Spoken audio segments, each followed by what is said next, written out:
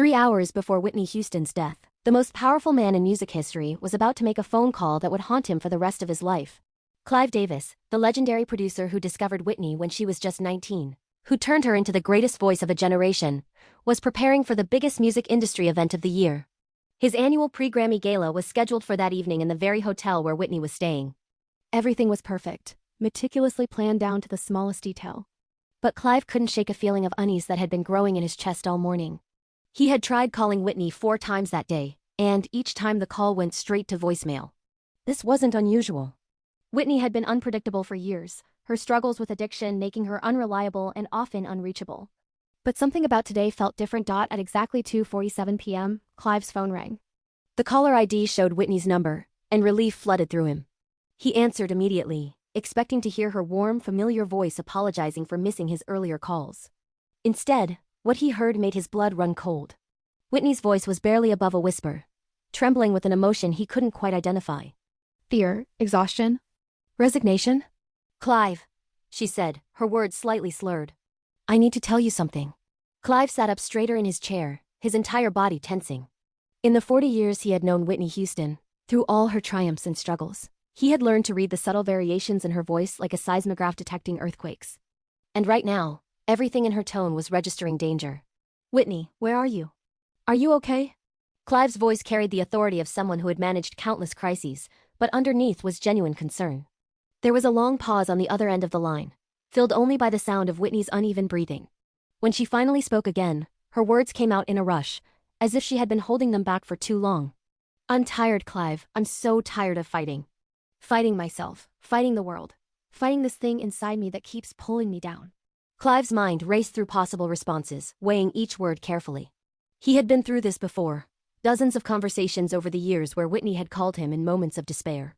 But this felt different, more final somehow.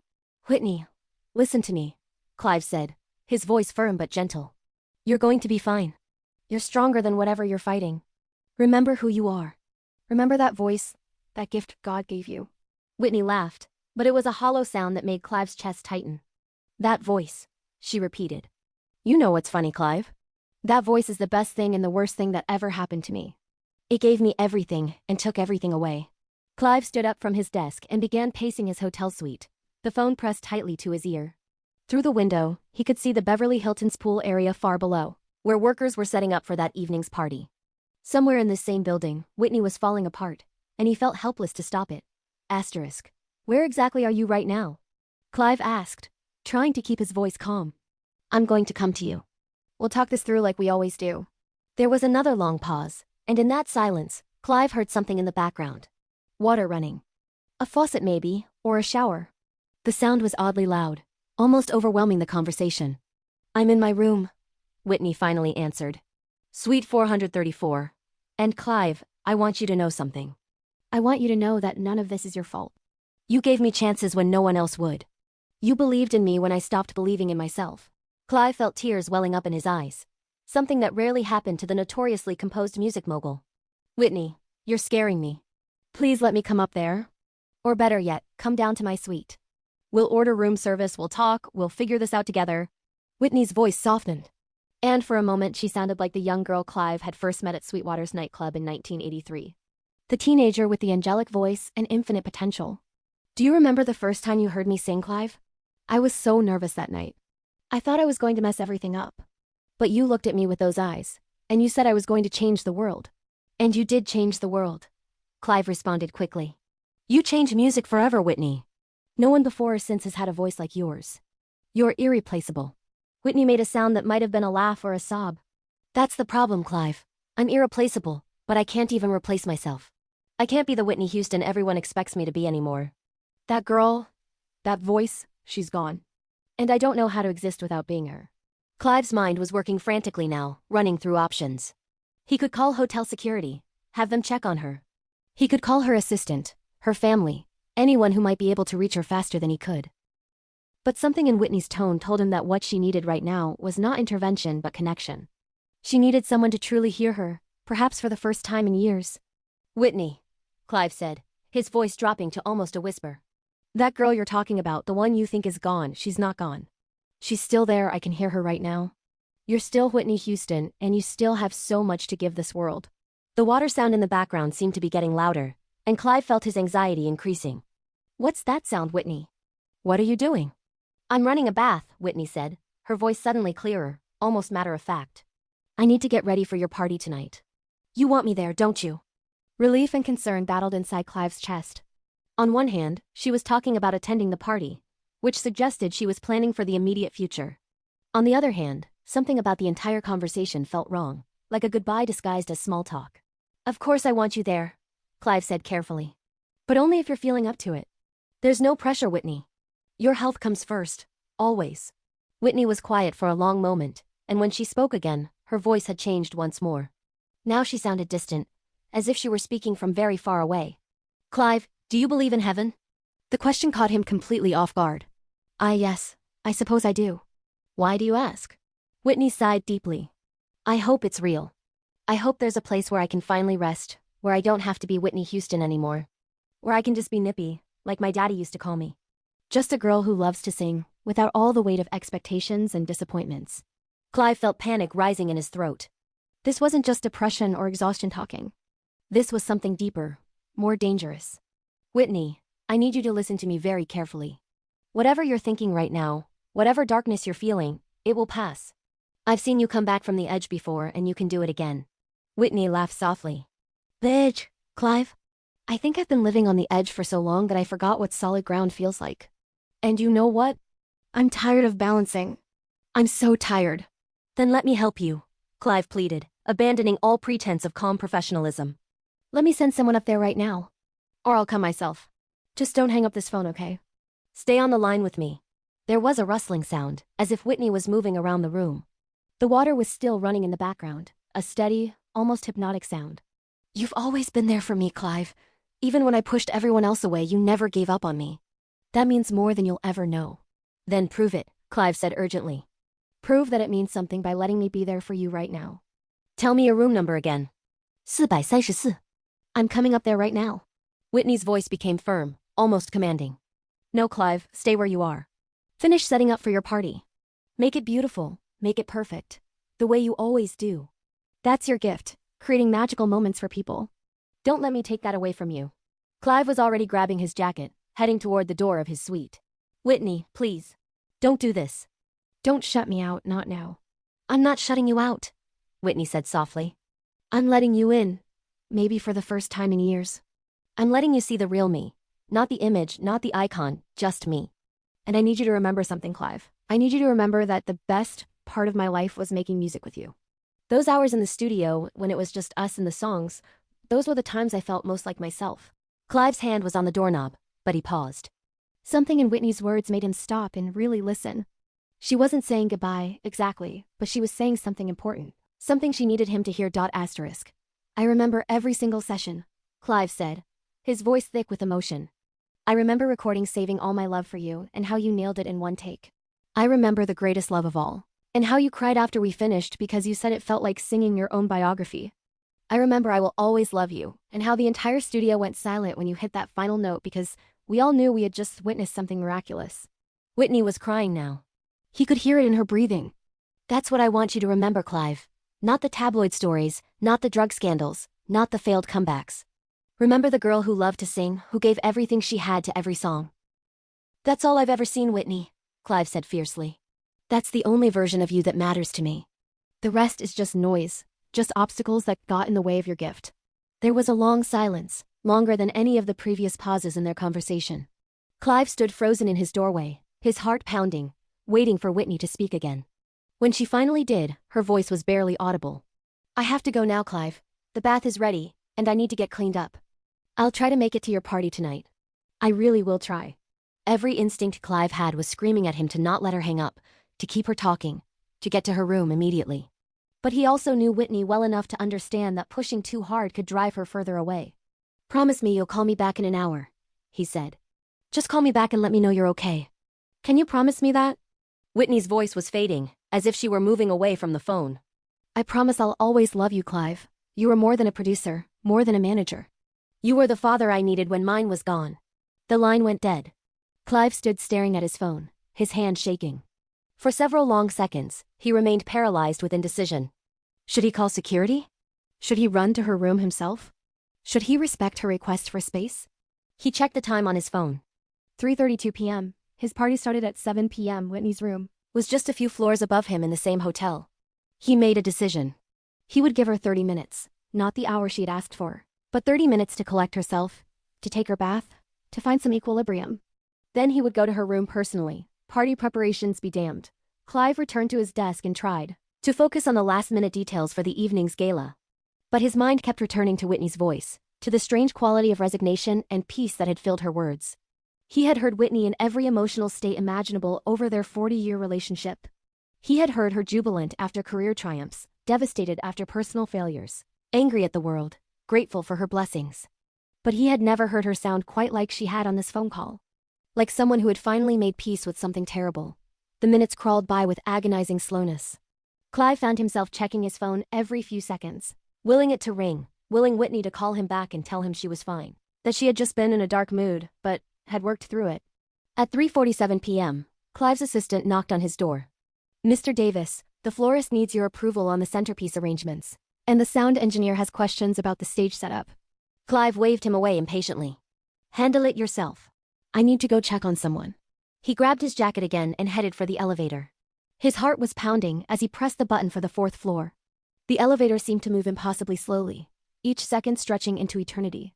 When the doors finally opened on the 4th floor, Clive stepped out into the hallway and began walking quickly toward room 434. The carpet muffled his footsteps, and the hallway was eerily quiet. As he approached Whitney's room, he noticed something strange. There seemed to be some kind of commotion further down the hall, near the elevators on the opposite end. Hotel staff were gathering, speaking in urgent, hushed tones. Clive's steps slowed as a terrible realization began to dawn. He watched as a security guard spoke rapidly into a radio, and then hotel management began cordoning off a section of the hallway. Clive felt his legs go weak, and he reached out to steady himself against the wall. A paramedic rushed past him, followed by another, both carrying emergency equipment. They were heading toward the same area where all the hotel staff had gathered. Clive wanted to move, wanted to run toward the commotion and demand to know what was happening. But his body wouldn't obey his commands. He stood frozen, watching the scene unfold in what felt like slow motion. A hotel manager that Clive recognized approached him, her face pale and strained. Mr. Davis, I think you should return to your room. There's been an incident, and we're handling it. Clive's voice came out as barely more than a whisper. What room? The manager hesitated, clearly uncomfortable. Sir, I really can't discuss guest information. What room? Clive repeated, his voice louder now, more forceful. The manager's eyes filled with sympathy and something else. Pity. Room 434, sir. I'm so sorry. The world tilted sideways. Clive felt someone grab his arm to steady him, and he realized his legs had actually given out. He was being guided to a chair that someone had quickly positioned in the hallway. Through the ringing in his ears, he could hear voices talking, phones ringing, radios crackling with urgent communications. But all he could think about was Whitney's voice on the phone less than an hour ago. I'm running a bath. I need to get ready for your party tonight. And her final words. I promise I'll always love you, Clive. Clive watched through tears as paramedics emerged from Whitney's room, moving with urgent speed but no longer running. The change in their body language told him everything he needed to know. They weren't rushing to save a life anymore. They were documenting a death. The greatest voice of a generation had been silenced in a bathtub in the Beverly Hilton Hotel. 3 hours before Clive Davis's annual pre-Grammy Gala, while he had stood in his room just floors away, trying to decide whether to give her 30 minutes of space or to rush to her immediately. That decision, those 30 minutes, would haunt Clive Davis for the rest of his life. As the reality of what had happened began to sink in, Clive thought about all the times he had saved Whitney's career, all the times he had protected her, promoted her, believed in her when others doubted. But in the moment when it mattered most, when she had reached out one final time, he had given her space instead of intervention. He had respected her request for privacy instead of trusting his instincts that screamed something was terribly wrong. Hotel security tried to move Clive away from the scene, but he refused to leave. I was just talking to her, he kept saying to anyone who would listen. Just an hour ago I was talking to her. She said she was going to come to my party. A police detective approached him gently. Mr. Davis, I understand you had a relationship with Miss Houston. Would you be willing to answer a few questions? Clive nodded numbly and allowed himself to be led to a quiet corner of the hallway. The detective's questions were professional but compassionate, and Clive found himself recounting the phone conversation in detail. his voice breaking repeatedly as he remembered Whitney's words. When the detective asked if Whitney had said anything that suggested she was planning to harm herself, Clive struggled to answer honestly. She said she was tired. She said she wanted to rest. She asked me if I believed in heaven. The detective wrote everything down carefully, and Clive could see the conclusion forming in the man's mind. But Clive shook his head firmly. You don't understand. Whitney had been struggling for years, but she was a fighter. She always came back. I thought this time would be the same. The detective's expression was kind but firm. Mr. Davis, from what you've told me, it sounds like Miss Houston was saying goodbye. The words hit Clive like a physical blow. Goodbye. That's what it had been. Not a cry for help, not a moment of weakness, but a carefully planned farewell to the man who had been her mentor, her champion, her surrogate father for 40 years. She had called him specifically to say goodbye. And he had been too worried about respecting her boundaries to hear what she was really saying. As the evening approached and news of Whitney's death began to spread, Clive faced an impossible decision. His pre-Grammy gala, the party he had been planning for months, was scheduled to begin in less than 3 hours. The hotel was asking him what he wanted to do. Cancel? Postpone? Proceed as planned? Clive thought about Whitney's words on the phone. Finish setting up for your party. Make it beautiful, make it perfect, the way you always do. That's your gift, creating magical moments for people. Against the advice of his staff and his own instincts, Clive decided the party would go on. Not as a celebration, but as a memorial. He worked with his team to transform the gala into a tribute to Whitney, adding video montages of her greatest performances, arranging for artists to perform her songs, creating space for people to grieve together. When guests began arriving and learned of Whitney's death, many were shocked that the party was still happening. But as the evening progressed, they understood. This wasn't insensitivity or callousness. This was Clive Davis doing what he had always done, creating a space for music and emotion, honoring the woman who had given everything to her art. At 9 p.m., Clive took the stage to address the room full of music industry legends, celebrities, and journalists. His face was composed, but his eyes were red from crying. 2 hours ago, I was told that Whitney Houston had died, he began, his voice steady despite the emotion beneath it. I am personally devastated by the loss of someone who has meant so much to me for so many years. Whitney was a beautiful person and a talent beyond compare. She graced this stage with her regal presence just 2 days ago, and we were all blessed to have that final moment with her. The room was completely silent as Clive continued. Whitney and I had our last conversation this afternoon. She told me she wanted me to make this party perfect, to create something beautiful. So that's what we're going to do tonight. We're going to celebrate her life, her music, and the incredible legacy she leaves behind. As various artists took the stage throughout the evening to perform Whitney's songs, Clive sat at his table, his mind constantly returning to that phone call. Every word, every pause, every inflection took on new meaning now that he knew it had been their final conversation. In the weeks and months that followed, Clive would replay that conversation thousands of times in his mind. He would agonize over every decision he made, every word he said, every moment he chose to give Whitney space instead of rushing to her side. Friends and family tried to comfort him, telling him that Whitney's death was not his fault, that addiction and depression had claimed her despite everyone's best efforts to save her. But Clive couldn't shake the feeling that he had missed a crucial opportunity. That the 30 minutes he had decided to give her had been the difference between life and death. The official investigation concluded that Whitney's death was an accidental drowning, complicated by heart disease and cocaine use. But for Clive, the question of intention versus accident didn't matter. What mattered was that he had heard the pain in her voice, had recognized that something was terribly wrong, and had chosen caution over action. He had given her the space she asked for instead of the intervention she needed. In his darkest moments, Clive wondered if Whitney had been testing him with that phone call, seeing if he would finally break through her walls and save her one last time. Years later, when Clive wrote about Whitney in his autobiography, he would describe her as the greatest singer he had ever worked with, a once-in-a-generation talent who had touched millions of lives with her voice. But he would also write about that final phone call, about the weight of hindsight, about the burden of wondering if things could have been different if he had made different choices in those crucial minutes. Clive Davis had discovered Whitney Houston, had helped create the legend, and had loved her like a daughter. But in the end, he couldn't save her from herself, couldn't protect her from the demons that had haunted her for decades. On February 11th every year since Whitney's death, Clive Davis receives dozens of calls and messages from people wanting to share their memories of Whitney, to remind him of her greatness, to assure him that her legacy lives on. But Clive spends those days alone, listening to recordings of Whitney's voice, remembering the girl he first heard sing at Sweetwater's nightclub, thinking about all the ways her life could have been different. And always his mind returns to that final phone call. To the sound of running water in the background, to Whitney's voice saying, I promise I'll always love you. Clive. The tragedy of Whitney Houston's death taught Clive Davis a lesson he would carry for the rest of his life. Sometimes the people who seem strongest are actually the most fragile. Sometimes a call for help doesn't sound like desperation but like acceptance. Sometimes the most important thing we can do is ignore people's requests for space and invade their privacy with love. Clive had spent his entire career respecting boundaries, reading social cues, giving artists the creative freedom they needed to flourish. But with Whitney, those professional skills had failed him when it mattered most. In the final analysis, Clive Davis was one of thousands of people who loved Whitney Houston and wanted to save her from her demons. Her mother Sissy, her daughter Bobby Christina, her friends and colleagues, they all tried in their own ways to pull her back from the edge.